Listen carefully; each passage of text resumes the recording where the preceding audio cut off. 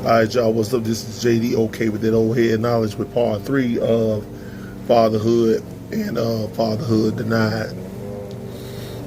So going into that situation a little further, I stopped off by saying about the feelings and feelings of vindictiveness when I made it plainly clear that I really wanted it to be about my daughter, right, or our daughter. Put all feelings aside, no matter how you may feel about me not being there during the pregnancy, all these other things. Okay, cool. That's done and over with. We moving on. We got a child that we have to raise. So let that be the priority, right? So we had an agreement starting out, whereas I would have 2 weeks during the summer. Yeah.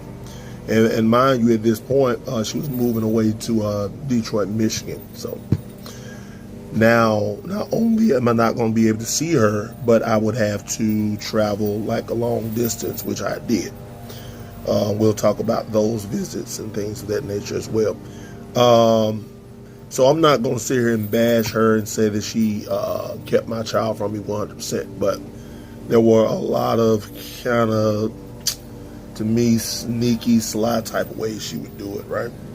And that being one of them, by like limiting my time to 2 weeks out of the summer. 2 weeks. Now, I'm out the whole summer, so I have the time. Okay, so anyway, moving right along with that. Yeah, so going back to what I was saying, so we had the visitation. So later on down the line, which I should have done this initially, we had the custody and child support order. But here goes another little fact. Maybe you all know. I think I talked about this a long time ago in my videos. You can go back and look at it.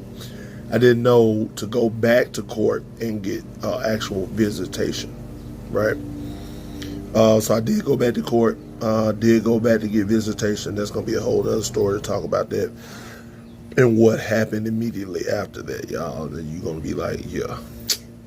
And you'll see what I'm talking about. So, anyway. Long story short, I was very limited in my time with my daughter.